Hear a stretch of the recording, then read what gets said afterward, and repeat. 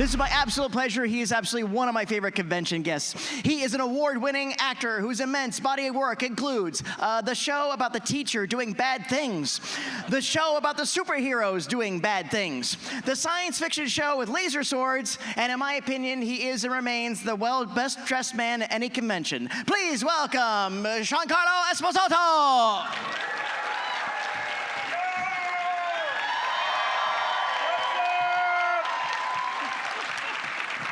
I love Austin. I love all of you. Woo. Well, it's good to see you. Good to see you, young man. How you been? I've been great. How about yourself? Busy as always. Busy as always, yep. Yeah, Yep. Absolutely. So is this your first time in Austin? No. You got a history? No, who knows the answer to that? Okay. Does anyone know the answer to that? I used to live in Austin. Oh. Yeah, baby. I lived here when I was doing a show called Revolution.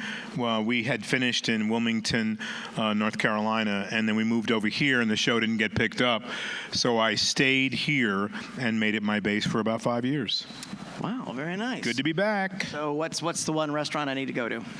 Well, for me, back in the day, it was Vespaio. I liked it. I heard they sold to a new owner, so I don't know how they are now, but I loved that restaurant. It was delicious. All right, fair enough. I'll check it on out. So this is where I would usually do our dance, where I pluck something from your distant past, and we have some fun with that. But it's off the table right now, but that's okay. Let me just do this. Nothing's off the table. What's off the table? My distant past. I have a very distant past. Absolutely. Well, we've talked about Electric Company, talked about Sesame Street, we talked about that in our previous conversation. Let me just ask this. I haven't asked you this yet. What's a perfect day for you? A perfect day? A perfect day. For me, a perfect day is getting up at 4 in the morning, meditating for about an hour, going to the swimming pool at Town Lake YMCA, swimming a bunch of laps, taking a walk home through Zilker Park to my home, and then going to the set and being in front of the camera. Perfect day for me.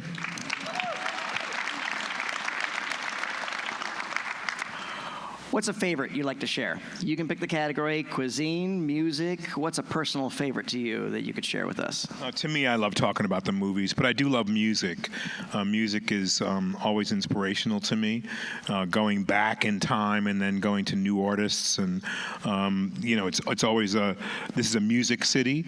So the reason part of why I really enjoyed being here was because there's music everywhere, and music it lightens your spirit. I remember seeing Leon Bridges here, who's become so great and such a great musician and singer and artist. And I love the fact that people here are just a little bit different in that they're independent and they have their own point of view, and they live more naturally than other places in the United States. Very nice. You've done a really good work in animation and video games. What's it like to you? What's your method for pivoting from that as opposed to face roles or theater roles? I got asked to do a piece called Far Cry 6, which I really enjoyed. Yeah, big hand for all the great artisans who are behind bringing that to fruition. It was a long, many years. I think 6.5 years they worked on that, from concept to getting it out there. And they work with artists from all over the world, from Japan to Germany to Canada, where most of it was done. And that was a very new experience for me. And I loved it because it grew me in a different way. Oftentimes in life, we find something we love to do, which is what I profess always. Find what you love to do and you never work a day in your life. But then you start doing that for a while and you kind of get used to it.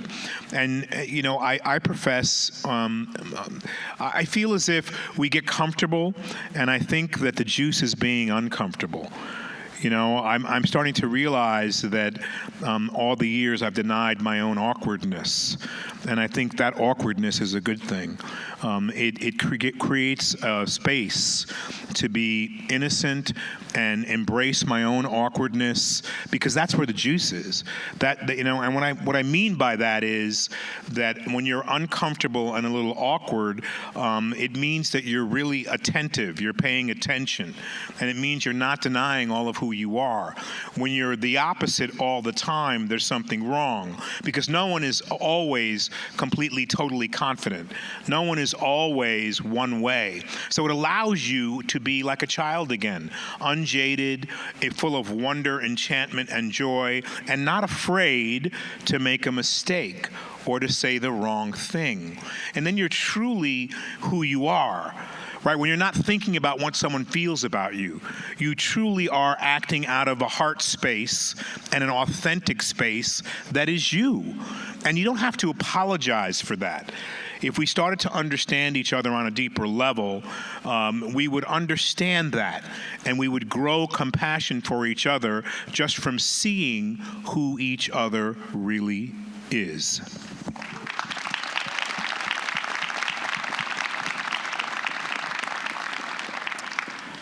Do you have a mentor or a teacher that gave you advice or insight that you still carry to this day? I've met many people, and I think immediately of George C. Scott when I worked with him as an extra on a piece called A Changeling. He was in an early film I did called Taps, and I observed him closely because I had shared an experience with him. He was, when I was on Broadway, he was doing Uncle Vanya in one theater, and I was doing Seesaw in the other. And so on my night off, I went to see him. On his night off, he came to see me. And he gave me a quizzical piece of advice one night in the middle of an interview, just like this, in the restaurant in the theater. He came and grabbed me from behind, and he was a very big man, and he was very, very drunk. But so he spoke his mind, and he said, "Don't do it." And I looked up, and he, "Don't do it." And he came around and faced me, and he paused because he saw I had this quizzical look on my face.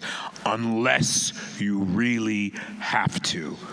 And I didn't understand what was really happening, and he sauntered off until, a few weeks later when I realized he was telling me that do it if you love it. Do it if you have to. Do it if you can commit to it. Do it if it's in your heart. So many times we're guided to do things because people suggest it.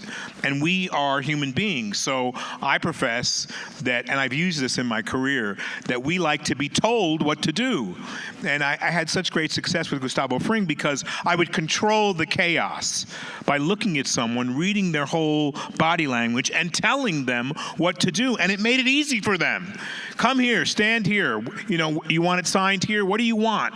And I use that to tell people that ask for what you want in your life, because you have to ask yourself first, right, before you go out and ask someone else. Because what really matters is what you think. But that takes thought, contemplation, allowing yourself space to breathe, allowing yourself to ask the question, and giving yourself time to answer it. What will it take for you to be happy? What do you need? What is that mixture? What is that brew that will allow your soul to soar? What will fill up your intellect? What would fill up your heart? And what will fill up the voice that is genuinely you? Let it sit there. Let the answer come. And then take a pen to paper and start writing down your wishes and your dreams. What do you want? Where do you see yourself? Not just in this moment, but in the next moment, in the tomorrow, in the next year. What do you want to accomplish with your energy? See, we are energy. As human beings, we're energy, and we share a positive energy, or if we're in a bad mood, we sometimes share a negative energy. What is the welcoming, loving energy that embraces life? Because life keeps going like a river.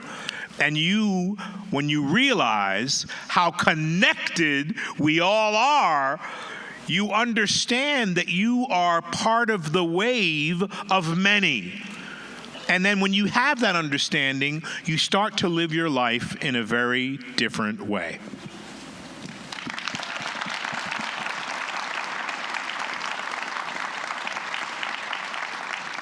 As always, thank you for indulging my capricious curiosity. Before I jump into our audience and take our questions, I've said this before, and I will always say this again every time I have the pleasure with you on stage. Thank you. Thank you for your talents, thank you for your professionalism, and thank you for the performances you have brought to all of your roles. Thank you. Thank you for having me again. Absolutely. Absolutely. All right, we have a green X over here. Whoever goes first will get 2 pieces of candy. All right, we got a winner. Hey, what's your name? Rudy. Rudy, what do you want to know? Do you have a favorite sports team? I love the New York Yankees. Yankees. I'm a big-time Yankee fan. All right, there you go. Cool. Hi, what's your name? John. John, what do you want to know? What's up, Giancarlo? Hi, John. I guess I wanted to know is, there's a lot of talk today about what it means to be a man and what is the deal with masculinity in society. And as someone who just turned 24 years old, what advice do you have for someone that's kind of just finding their way in the world and discovering where we are and who we are, not as an actor or as a person, but as a human being? Wow, what a beautiful question, John. I hope everyone heard that. It's a big question. What is it to be a man? It's to understand where you stand within the family, number one, what you learned from your family of origin, and to determine whether or not that was healthy. And learning how to be a man is to learn, number one, how to respect a woman. And then that teaches you in your journey how you are supposed to be. So historically, men, we are the hunter-gatherers.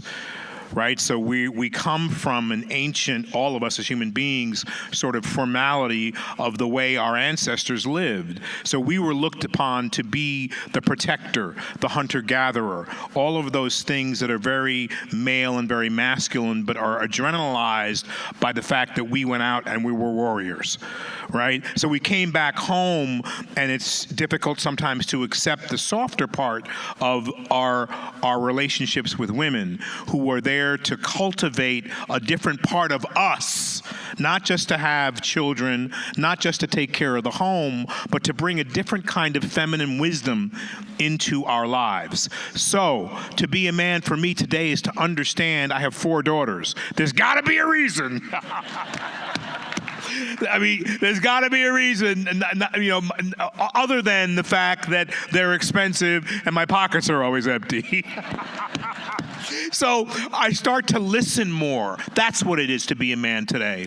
To listen. Not only listen with your ears, but listen with your eyes. Listen with your heart. And understand how, in this modern era, we fit in to the world of all people. And so it hasn't quite gotten to all of our politics yet, because we're still politically, no matter what party you are, I'm under the realization that it's just one party. Both parties are really one, because it's the manly and the masculine aggression within politics that has to change, right? Because we're not on the battlefield, yet we are around the world anymore. We're living with human beings who are becoming evolved. So to become a man today is to really be acutely aware, especially at your age, of the effect that you have within the evolution of who we are as human beings. Because you can make this change. You can be more understanding, you can be more graceful, and you can then provide the leadership that we all need, want, and deserve. John, just the fact that you asked that question, I think you're on a good path. Thank you, brother. Thank you, John. Hey, what's your name? I'm Parker. Parker, what do you want to know? Why did you tuck your boots into your pants? Did I ever do that? In Revolution. Why don't I, or why did I? Why did you? In Revolution. So I grew up in the Roman Catholic Church, and then I eventually became an altar boy while I was in military school. And so we learned how to shoot and to be in the wild and to march and to stand for hours, an incredible kind of discipline. And so you tuck your pants into your boots so the snakes don't get up in there and crawl up your leg.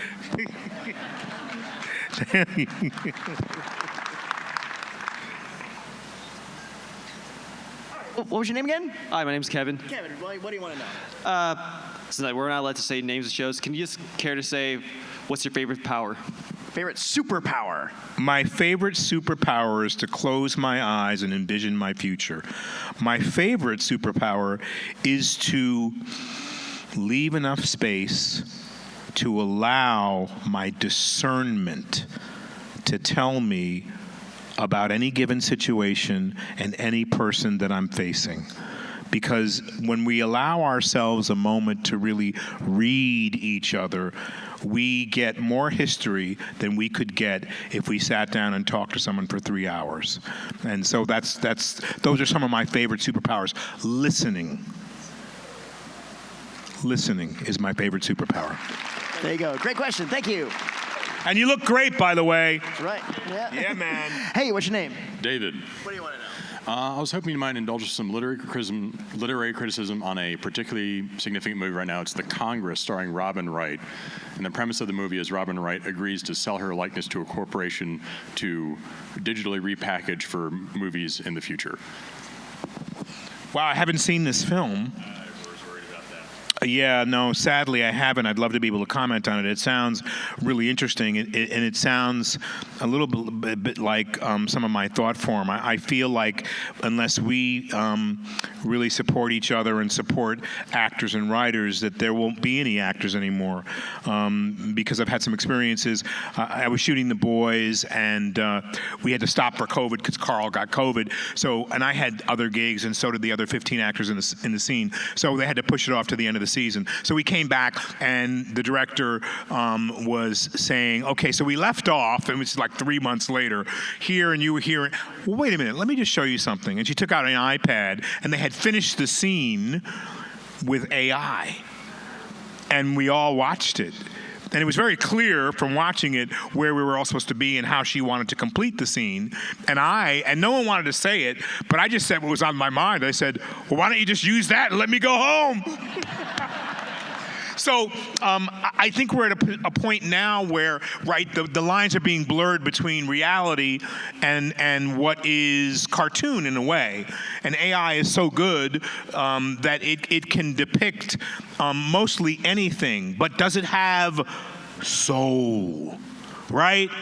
Like there's a song called Who Stole the Soul, right? So if we get used to watching stuff that has no soul, then it's all a mirage, a cartoon, right? Aren't we here in person because there's an exchange that happens, right? If I catch your eye for a second, you know I'm seeing you, I'm feeling all of your energy. Well, things that are made in that way can never take the place of this human interaction, right? It just can't take the place. But if we get ourselves to a point where we go, oh, that's entertaining. Oh, that's real. Oh, that's better than a movie. And we take out that human part of it. We could get used to anything, right?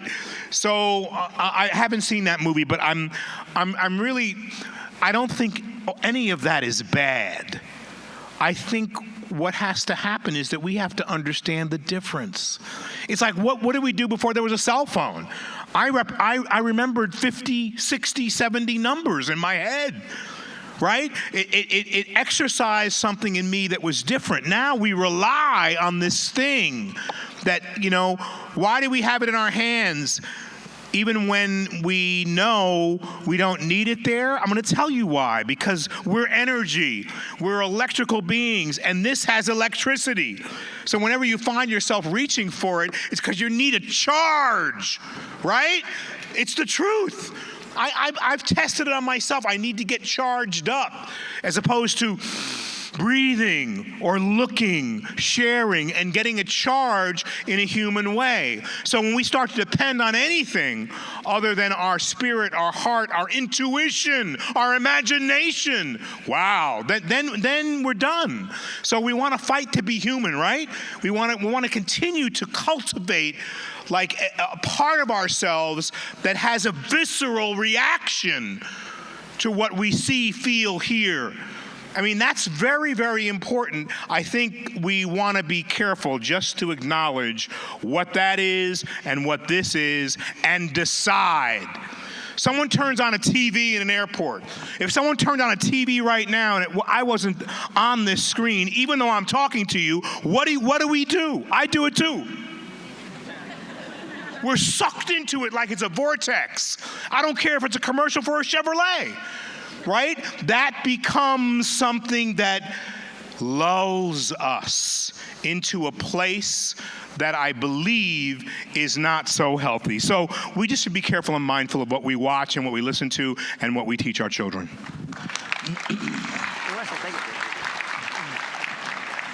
Hi, what's your name? Jacob. Jacob, what do you want to know? So my favorite movie from you is Do the Right Thing. And I just want to know, what was your most memorable story from working on that film? That film was a great film, and Spike Lee is a great director. I really enjoy him. In that film, he kind of drew a line and created sides, right? So black and white, and it's a big issue and continues to be in many parts of our country. But I believe it's really an issue of identity. The greatest moments for me were there are many, but we're with Danny Aiello, because I'm half Italian, half black, and Danny is an Italian who he's gone now. But in our final scene of that movie, it was a big confrontation, and we had to scream and holler at each other and speak racial epithets to each other and all that. And when we finished our scenes, it was very emotional. So we broke down in each other's arms and just hugged each other, right? So we had to come back to love, right? And this is part of my whole being tells me that when we learn to love ourselves and each other, that all of the differences between us will be gone. But it's not until we understand how connected we are, right? We're in the likeness and image of each other. We're in the likeness and image of God and Goddess. So then we're connected. So then how could you ever, think that you should be first in line when your brother and sister are behind you and they're with crutches and they need to go before you?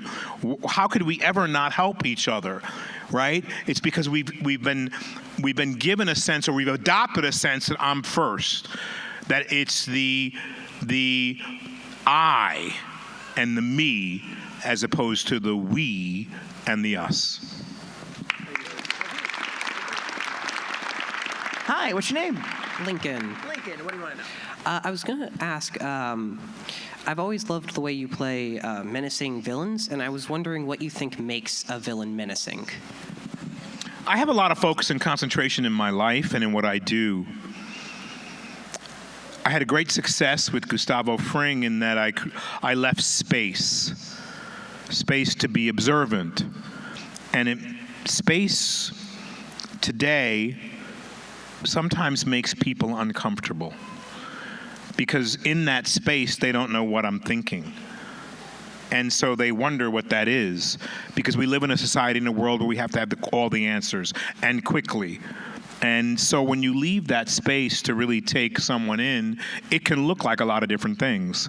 So I create a rhythm that's all my own. And that took courage. If you don't have courage in your life, then you miss that awkward and uncomfortable moment where you go, what do I say now? You miss the ability to go, I don't know what I say now. What am I supposed to say? Oh, I got it. You asked me a question. Oh, I'm back. Right? We miss that ability to allow ourselves to process. So for me, my military school background, my stern father, the way I use my voice, the way I lower it, modulate it, and diminish it, changes how I feel, because when I change my voice, people, they know what I'm trying to tell them. Right? Thank you for your question. Great question, thank you. Hi, what's your name? Brianna. Brianna, what's up today? I wanted to know, how do you think black actors over the years have changed in identity in the movie industry, in the animated industry? Black actors, their identities changed quite a bit. In that we have, in many ways, become a part of the norm for many. For others who work in different genres, let's say in Tyler Perry movies, there's still a great sense of ethnicity that they are able to imbibe and embody. but we have grown in so many ways in unconventional casting to be put into roles that aren't necessarily black, that to remember our cultural roots is important, I feel, and to allow ourselves to not to be appropriated. That goes for African Americans, Jewish, indigenous people. It's important not to become a stereotype. And many actors are asked to be the only black person in an all-white movie. And so what do we feel like we need to do? Represent. And so the issue of race and black and white has been around for so long that it is important, because I myself, I get worried about, they're going to call me not black if I don't speak a certain way. Well, guess what? If you don't know it, I am black. My mother's from Alabama, but I'm also Italian from Naples, Italy. So to deny one would be to deny myself. To deny the other would also be to deny myself. So then what do I need to do? I need to find out who I am inside and what that means to me. And when I speak of my mother, I know she was part Choctaw Indian. She was very, very black. Her instinct, the instinct she gave me, the cultural part of her, the spirituality she shared with me, the being not afraid to witness, not afraid to be in church, not afraid to have it look like one thing or another. Right? So I feel like, we need to support each other to be all of who we are. But if I'm all of who I am, I may not wind up in a Hollywood movie. So there's a catcher's catch can, which we need to get over. But it's a sense of identity. And many of us have it no matter what color we are. Where do I belong? Well, you belong where your heart tells you belong. Again, instead of thinking about the separation, think about the connective tissue that is. Great question. Thank you. Hi, what's your name? Aiden. What do you want to know? I was wondering if there are any teachings from a specific philosopher that you've learned from. I've loved many. I love Krishnamurti. I love some of the Hindu saints who have written. Yogananda has a great book. I really like to go places when I read, and Autobiography of a Yogi is a beautiful book because it doesn't just focus on yogic teaching, it focuses on a man's journey from India to America and the kind of philosophies that he shared, but it really focuses on his own growth and how he grew. And so that to me is one of my favorite books as well. Cahill Gibran, Middle Eastern, poet. And the more I read different spiritual writers, poets from around the world, I realize how Thomas Merton, Christian, saint, I start to realize how much all of these philosophies are connected. And so I like to read many different philosophers, writers, poets, because they uplift me. And that's part of my life, is to be in a place that is uplifted. And it's grown to me to understand. For me to understand, that's not a great sentence, but who cares? That I want to be around people that I like.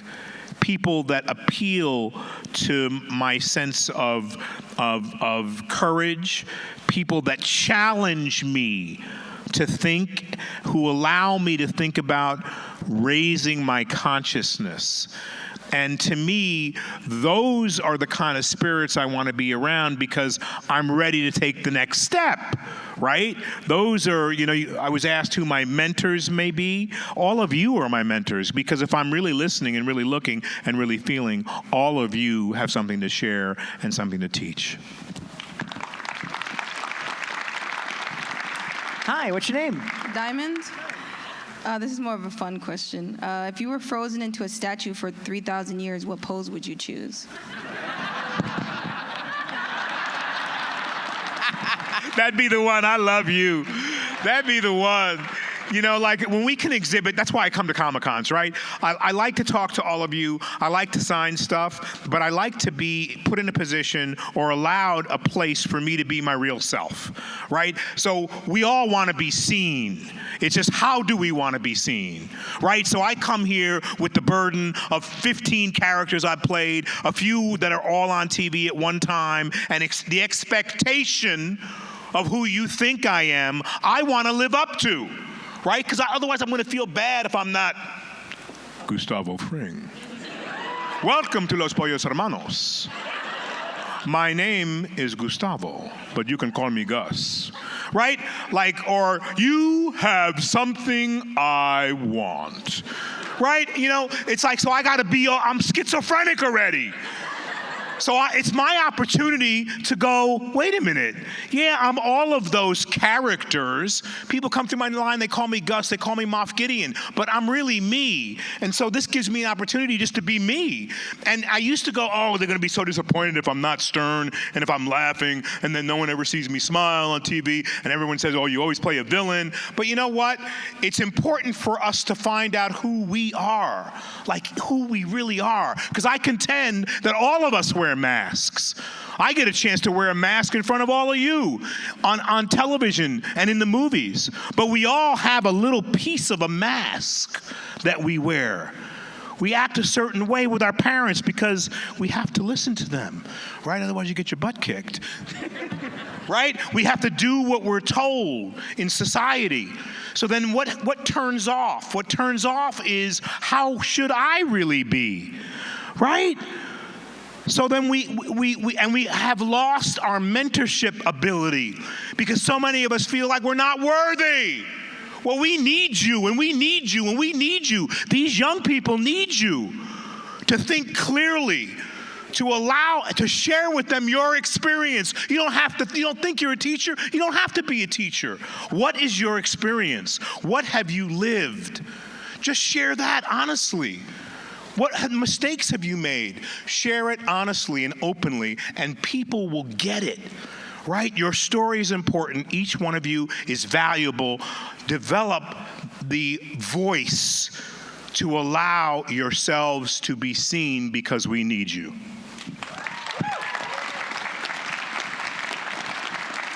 So a quick follow-up question on myself. So is this why I've never seen you at a convention wearing a tie, because you'd be expected to always be adjusting it? The only reason I didn't wear a tie today was because my shirt didn't fit. I'm not even kidding. I had an Eton shirt. It was a slim fit. It has 2 darts in the back. I'm running around my room going, do I have a little knife to get these darts out because they're not fitting around the middle? And I had my tie picked out and everything. So I do wear a tie because, here again, it's the expectation that 10 people are going to come through my line and go, you have no tie, because they want that shot, right? So what does that make me? I'm a people pleaser person, which is okay as long as you know it. I like making people happy. Isn't that a good thing? Yes, it is. We should make each other happy. What's your name? Charles. And perfect segue into my question, which was, what would be your words of wisdom to people about the intentionality behind personal expression? Well, organic and truthful intentionality means that you have to have a clear vision of who you are. Firstly. So intentional expression is something that comes out of you naturally, but most of us have our own view of who we are. And oftentimes that view is distorted. Oftentimes we've developed, when we look in the mirror, oh my gosh, I look like this. Oh, I don't look good. Oh, I'm not handsome. Oh, all of these things, right? And so, but that's not, okay, I have a daughter and I go, oh God, I got that 1 inch, I got this 2 inches. I'm like so fat. And she goes, Papa, you have a distorted vision of yourself physically.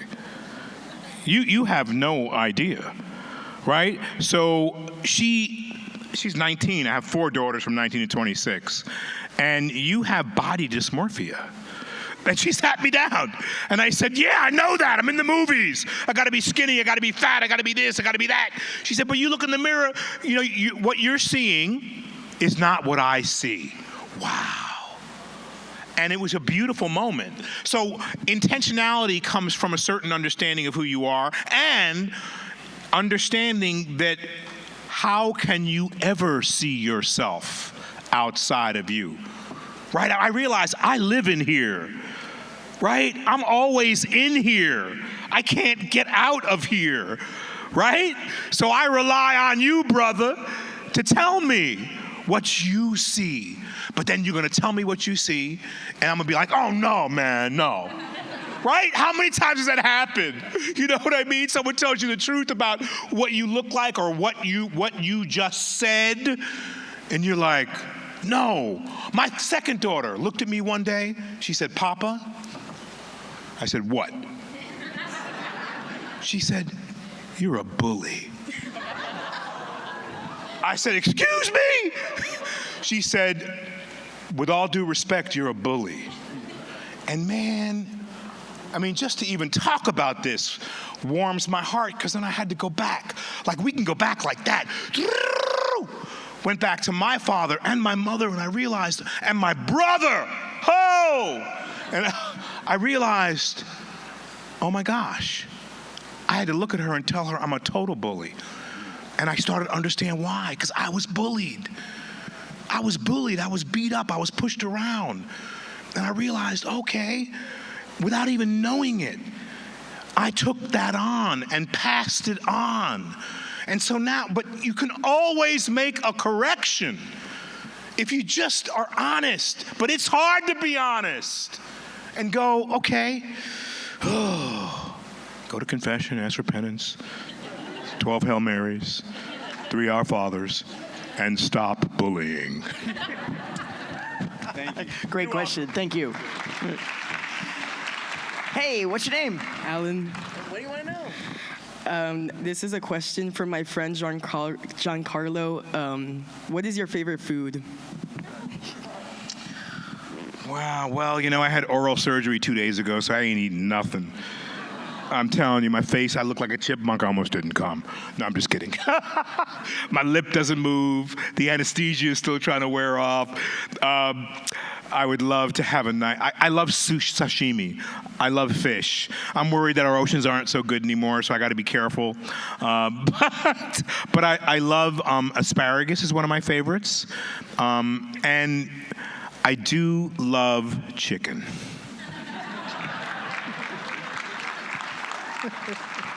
Hey, what's your name? Justin. What do you want to know? So, with the video game industry becoming so big, do you feel it connects people more than movies do?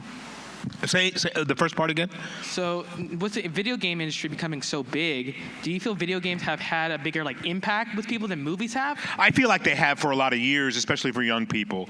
You know, I did a piece with Jon Favreau before I ever did Jungle Book, and it was between Revolution that he directed and Jungle Book.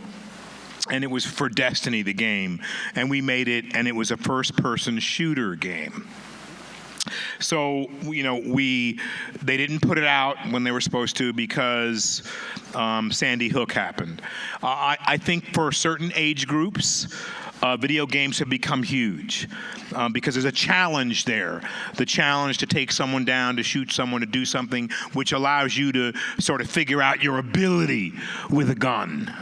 Right? So violence has moved just from an entertaining conundrum that your hero may be in to just random shooting that feels very alive for some people.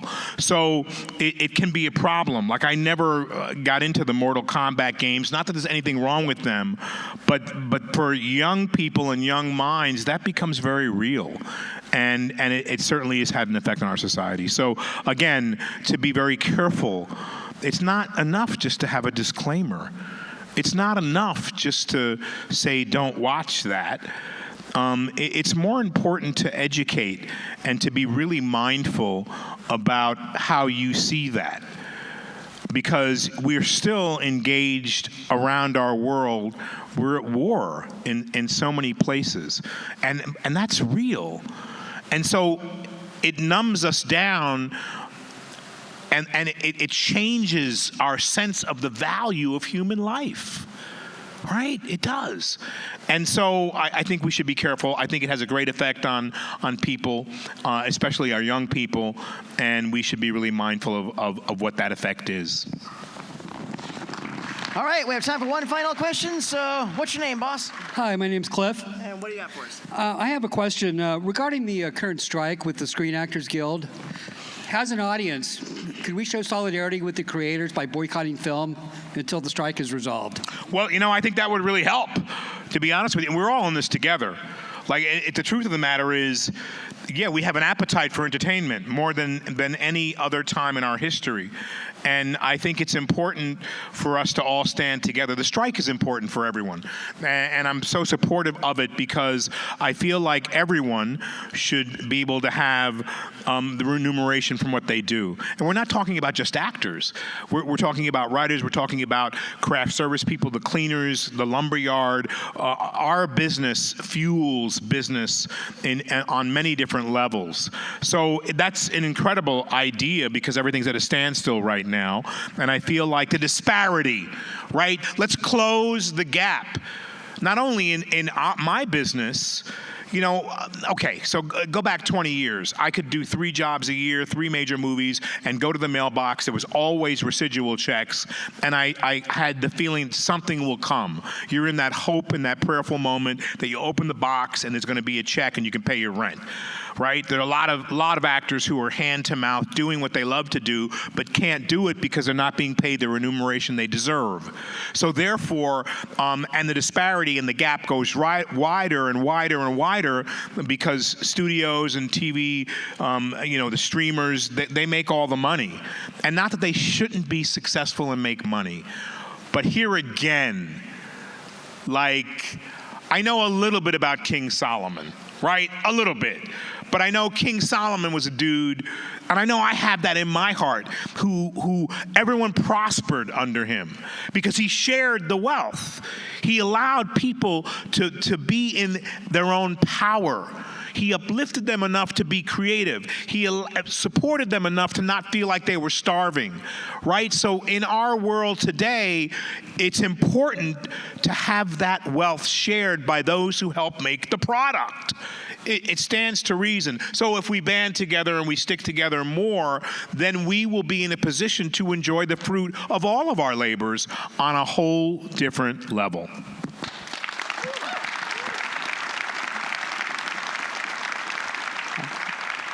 Well spoken as always, sir. As always, it's been a fantastic pleasure. Thank you for joining us for this time. Austin GalaxyCon, this was Giancarlo Esposito, and that was our time. We love you, Austin!